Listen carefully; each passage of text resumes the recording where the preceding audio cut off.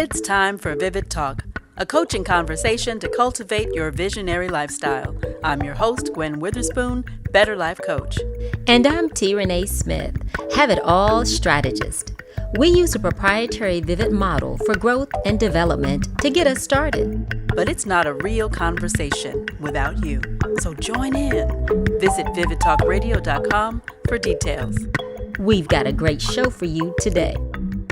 Glad you're here. Welcome to Vivid Talk. Today's episode is titled, You Can Have It All, but it may not look like what you think. And it's brought to you by The Vivid Party, sponsored in part by T. Renee Smith. Before we get started, let me tell you how you can join the conversation. Post your comments and share in social media. Visit vividtalkradio.com to start a Coach on Call chat.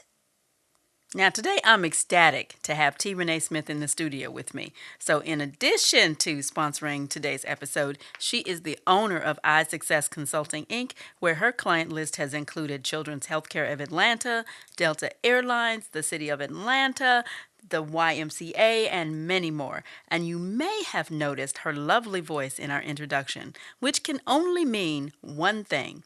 T. Renee Smith is also the new co-host of Vivid Talk Radio. Woohoo! For her first episode, I want to take the time to introduce her fully. So today, she'll be doing double duty as co-host and guest. T. Renee, welcome to Vivid Talk. Woohoo! Come on, Gwen, now. thank you so much. I'm excited to be here. Oh my gosh, I'm so excited to have you. So listen, I need you to introduce yourself. I know how amazing you are, but please tell our audience how just your background. Well, simply put, we're not going to do any fancy titles. You already told a little bit about me, but I am a wife, a mother, a business owner, a woman of God who works very hard to successfully do all things well at the same time. Okay, come on now. Is that possible? Well, it depends on which day of the week you're talking. So today Right. is a productive and a good day. So Yeah. today I'll tell you yes. Now tomorrow it may be a totally different story. A whole nother thing. So now how did you get to that though? Well, I'm not even there yet. It's a Okay. it's a path and it's a journey. And I think I love the title of this episode about you can have it all because I think it's such a big question Yeah. that women hear. Can you have it all? Right. And what I've learned is you can have it all, but you have to define what all means to you, and you can't do it all. So it's been a journey and it's been a path for me to be able to say, I don't want to just have a family and a great marriage and not do my business, or I don't want to have a business and sacrifice my family. I want them both. So I've got to figure out how to do that. And so that's what I'm here today to talk about. And this is what I'm passionate about. And I believe in my heart that this is my purpose and why I was born and created. But now tell us some more. So go back a little further. Because I was, we're going to talk about your book a little bit later. But as I was reading your book this weekend, I was just, it was confirmed for me that you truly are my twin. You know, we were separated at birth. We were separated at birth. That it's just, there's so much evidence that I know it's true now. I'm really going to have to talk to my parents. But, but so tell us about, like I was struck by your activities in high school. Like you've always been this high achieving, involved, engaged person. And what's funny is I must admit it. I was a high achiever, overachiever. You can raise your hand with me right now Hallelujah. if that is you. Yes. I can't see you, but I just feel like you're raising your hand. Right. So I was the SGA president, and I was on the drill team, and I was Miss 10th grade and Miss this and all of the other kinds of things. And so I think it was just ingrained in me, and I was just born to want to achieve. You and I both are results oriented, and you put us both on the same project, and we just gonna wreak some havoc because we're gonna Right. figure out who Come on needs to now. get what done. So that worked extremely well for me when I was growing up and in my early 20s. And then I got married, and I was like, oh, you are here too, and like I've got to balance you. And then when I had kids, I was like, and I gotta work with you too. Yeah. So I think what happens is that I had to change when I became a wife and when I had kids. And so that high achieving that I had as far as in business, now I had to figure out how can I do that as a wife and as a mom. And so when people talk about balance and you really can balance things, okay, that's a myth. Right. Because you look at like a person that's juggling and they have 3 or 4 or 5 different balls in the air that they're trying to balance, one or more of them is going to fall. Yeah. So the way in which I started looking at it is look at having harmony in your life versus having balance. Because let's just say a mom that has just had a child and she's still a business owner, that child is going to get more attention because they require more. They have and to, yeah. as that child gets older, then she'll be able to switch back and give a little bit more attention to the business. So I think a lot of times as women, we get guilt. We have mommy guilt, business guilt, wife Yeah. guilt about whatever it is that we're not giving our all to. So I just learned that it's very difficult to be high achieving as a wife, high achieving as a mother, high achieving as a business owner, all at the same time with the same level of intensity. So what I realized is that that's where harmony comes in. Sometimes my husband will win, sometimes the business will win, sometimes the kids will win. It just depends on what season of life I'm in. See, and I love that because what I realized for myself is that as I've just grown and gone through different parts, different seasons of my life, what I considered all completely changed. So It it's like when you're younger, changes. you spend all this time thinking, "Oh man, if I only had like I love romantic comedies." So when I was single, all I thought about was this storybook romance and being married and having this great life. And then once I got married, and then I was enjoying my life. Well, my first marriage was a travesty, but That's a whole nother yeah, that's a episode. whole nother episode. We won't go there. But but what I realized was that the very thing that I wanted maybe when I was a cheerleader in high school is not going to be the same thing when I've graduated from college and I've finished. So I think we start out just assuming that just because I wanted that once, that now I want it, I still want it as I get older. And it's just not, that's not realistic. And a lot of times we have to be, and I always say, compassionate with yourself. That it is okay for your dreams to change. It's okay for you to realize that what you wanted is not necessarily what because oftentimes when we get something, it looks nothing like what we thought it was going to look Come on. like.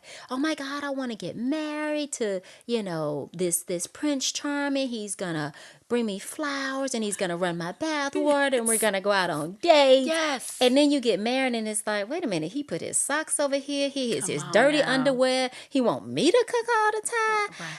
I work just like you work. I'm tired Come on, too. just right. Come on. It looks totally and then you want to tap me on my shoulder after I done worked all day long and put the kids to bed with no help. Come on. So oftentimes it Tap does you on your not shoulder look- for what? Tap you on your shoulder for your marriage ministry. Minister. Your husband wants you He to wants some ministry. he wants you to minister to Well, him. Well, And come so on now. what happens is it just does not look like oftentimes what you think it looks like. Yeah. And so then now we get depressed. And oh my God, by 35 I was going to be here. And by 40 I was going to be here. And no, we have to just be compassionate with ourselves and say, you know what? It may be time for me to go back and really look at that dream.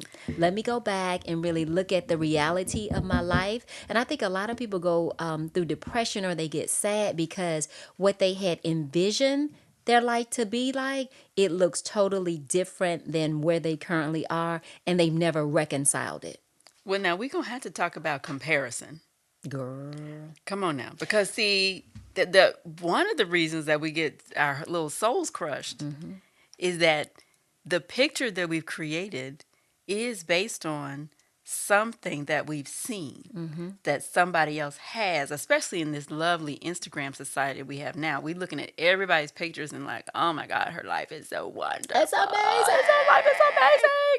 And then we always, like, I know I've always compared my life and thought, oh, I always compare my abilities to other people and say, well, I'm not as good as so-and-so, so that's why I can't get to this or can't get to that. But I think just that whole comparison, how do we stop doing that? Well, one thing I say is little girls compare and compete, grown women compliment. Come on. Somebody needs to tweet that. Come on. Yes. Okay. Yes, amen. What I have learned is that women compare and compete because they don't know who they are They don't know who they are in God. They don't know their abilities, and they don't know their purpose. Because once you're sure on who you are Yeah. and you understand why you were put here, it's no reason for you to compete because nobody has what you have. You know, we look at somebody else and, oh, she has this car, she has this house, she has this husband.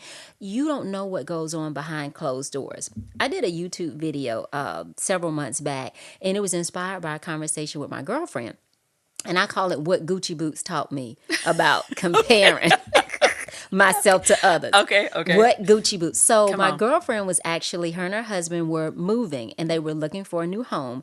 And she went to see the house. Her agent actually was unavailable. And so he sent one of his other agents out. And so when she pulled up, this woman, agent she had never met before, got out of a Mercedes in her Gucci boots, had her high hair pulled up in a messy bun. Yes. The kids were in the car with their uniforms on from Woodward Academy. And so my girlfriend, she had completely forgot she was there to see the house. And she Because looked she was so busy. right. And she looked at the other woman. She was like, she's driving the Mercedes that I want. Her bun looks like I want. come on. She has on the Gucci boots that I want. Her kids are going to Woodward Academy. That's Come where on. my kids are supposed to be going.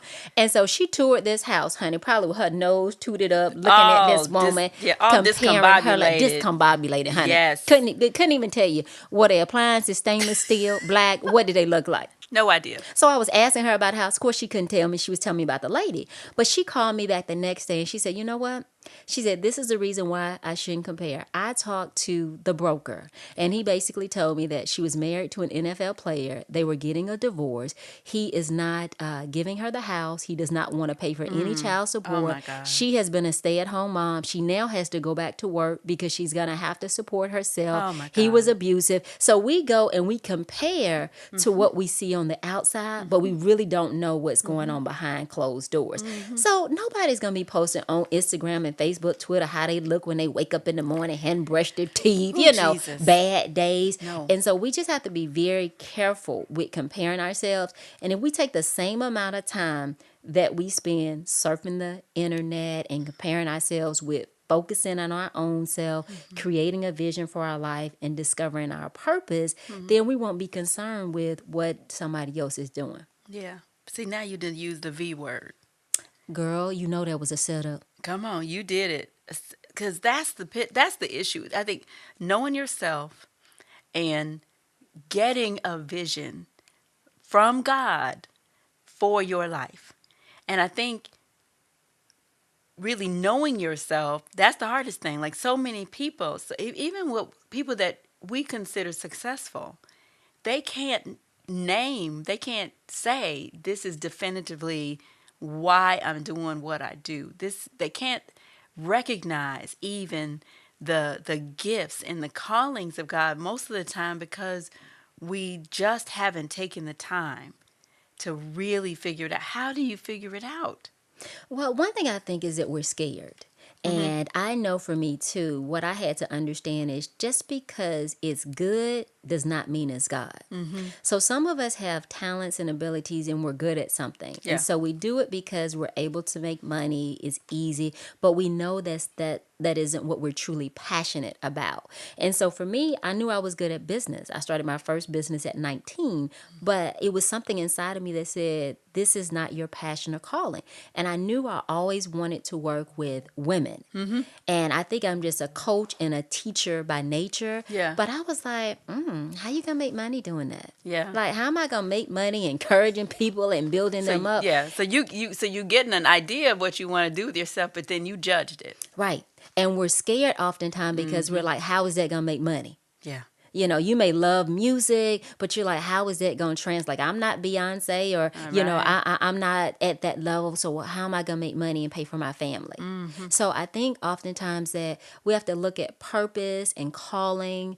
Sometimes it may be the exact same as your career, or sometimes it may be something that's different. Yeah. And so I think that number one is we have to get rid of fear and just be open. Because sometimes we may be like, well, I really don't want to go to God and kind of figure out what my purpose is because it might be something I don't want to do. Come on. Why are we like that? Like what would possibly make you think that God would give you something that would be so terrible, right? Since he's the one who made us, wouldn't he be the one that knows really what's going to truly make us happy? But you have to go back to our childhood. Like I grew up in a Baptist church, and they'll tell you in a minute. Now the Lord don't like lies. The Lord know when you lying. No. He gonna get you. So I think that oftentimes we have been brought up, whether it's in Pentecostal or whatever kind of churches, that God is this bad thing and that He's always watching you and that He's judging what you're doing, Yeah. and not understanding that God is very loving, He's very caring, and all of the desires that we have on the inside of us, those good godly desires, He put them there. So I always talk about reframing your thinking. And so I think that one thing we have to do is to just reframe that God's purpose for you is good, and all of those desires that He put in you are for good. Listen, okay, let's talk about that a little bit more when we come back. But so we're going to take a commercial break, and when we return, we'll continue our conversation with T. Renee Smith, Have It All strategist, and new co-host of Vivid Talk Radio. Woohoo! Yes. I'm Gwen Witherspoon. Save the date. You're invited to my next Vivid Party. It's a workshop experience to find your path to purpose. Sunday, June 10th from 3 to 7 p.m. Get a vision for every area of life. I'll be joined by Panay Akperu, author of Living Past Your Pain to Live Your Dreams. T. Renee Smith is a wife, mother, entrepreneur, and author who wants to show you how to truly have it all. Connect, learn, grow at the Vivid Party. It's a celebration of all you were designed to do and be.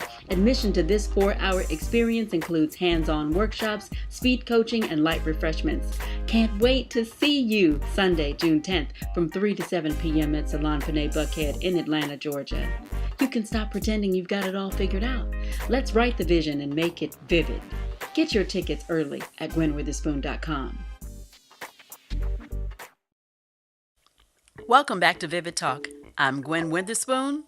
And I'm T. Renee Smith. We're returning for the second half of our conversation with the new co-host of Vivid Talk Radio, T. Renee Smith, Have It All strategist and owner of iSuccess Consulting. Okay, so we were talking before the break about just really finding your call, figuring out your gifts. Why do we believe that God is gonna, or why are we afraid to ask God for what He wants us to do? Why would we think that He would give us something that wouldn't be good for us? And one thing, and I'm so excited about the Vivid Party, which we're going to talk about a little bit later, but Panay talks about it in her book, Living Past Your Pain. And so oftentimes our purpose comes straight out of something that has been very painful for us. So you say from pain to purpose, or your test becomes your testimony. Yes. And so oftentimes so many of us try to suppress those painful things that we've been through. We don't even want to talk to anybody else about it because fear of being judged, fear of reliving those things again, that we push it down. Yeah. So in order to be open to God's purpose, we have to deal with our pain. Yeah. And so I remember even in my own dealing, I was thinking about working with women, and I remember my husband told me something. He said, honey, I'm on social media and I'm reading all these posts that you have about being authentic and living your authentic life. But do you really feel like you being authentic? Because I don't. And so, the black woman in me was like, well, first of all. Come on. I see the neck. I wish y'all could see the neck and the finger first of all, and then the popping. Yes. First of all.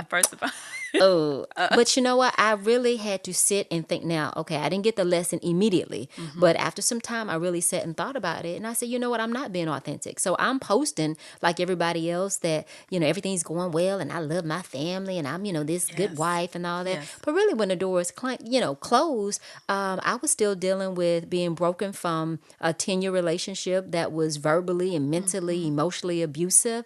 I was dealing with, still some things of low self-esteem. And so I'm like, number one, I'm not even good enough to serve in my purpose that I think called to really empower and help women. So oftentimes we have to deal with our own pain because those are some of the very things that God will use to help you to minister to somebody else and be in purpose. So number one is you have to be willing to deal with your own pain. And Yeah. when you deal with your pain and you look yourself in the mirror, you're going to see things that you don't like. Come on. You're going to think that you're much greater than you really, really are.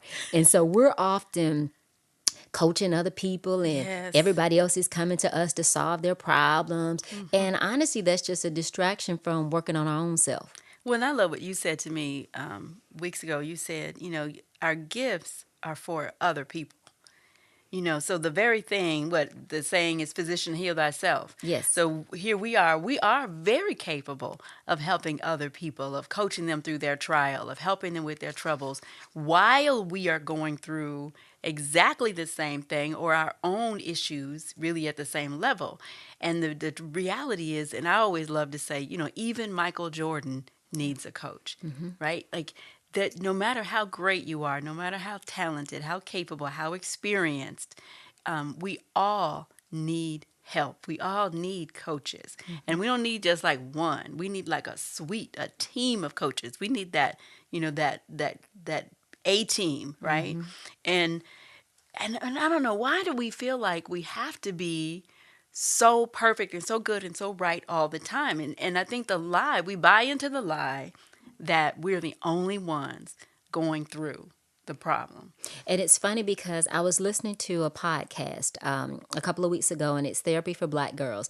And it was like getting rid of the superwoman cape. Come on. And so we as women feel like we have to be it all, and we have to be it all to everybody. We got to be this best wife, best mom, best this. And I don't need help because I can do it myself. I don't want anybody to see that I'm weak or think that I can't do it. Right. And so what's funny is the podcast was saying that it's something that has been ingrained in us as African American women, going all the way back to slavery, Yeah. because we had to be the ones that kind of carried everything on our back and make sure that the household ran like it needed to, and our husbands and everything else. So I think number one is we have this false perception that if I show that I need help, if I show that I get tired, if I show that I don't always have it together, that people are going to look at me and think that I'm weak or think that I'm less than. Right. But what I've understood is you can have it all, but you can't do it all.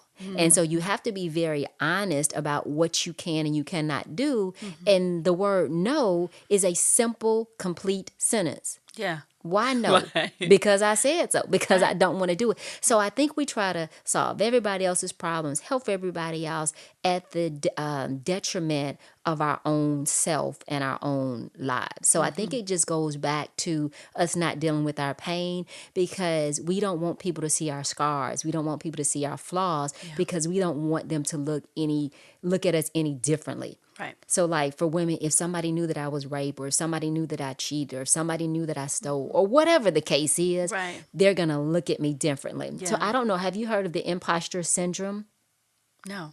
So it's so interesting. The imposter syndrome is for anybody, but I'll just say women, like we put on this mask. Yeah. And so we show up, one way, like we have it all Wearing the together, mask. wearing Yes. the mask.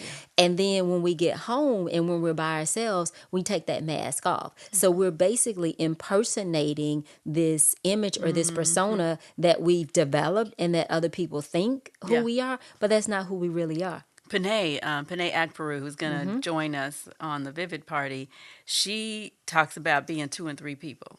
Right, we're Right. bipolar. We Probably if we're three multiple people, personalities, tripolar, multiple personalities, all of Exactly. that. We Sybil, Right. yeah, and trying to present like we're something else. Exactly. What's beautiful is so freeing when we realize that everybody's going through stuff, and that's why it's good to talk about what actually is going on with you.